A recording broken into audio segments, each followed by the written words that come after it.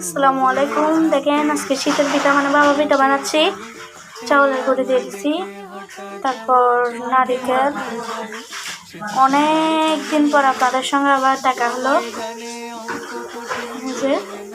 দিচ্ছি হয়ে গেছে, তো আমি আরেকটা দিচ্ছি। ওগুলো হতে কমপক্ষে প্রায় 5 মিনিট মতো লাগে, বেশি না। 5 মিনিট হলে হয়ে যায়।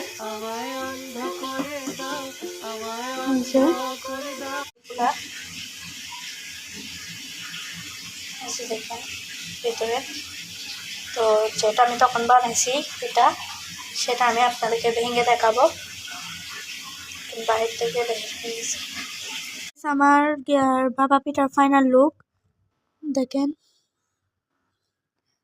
অনেক সুন্দর হয়েছে। মাশাল্লাহ মাশাল্লাহ। সবাই কমেন্ট বক্সে মাশাল্লাহ বলতে কিন্তু ভুলবেন না। দেখেন তো, আল্লাহ হাফেজ।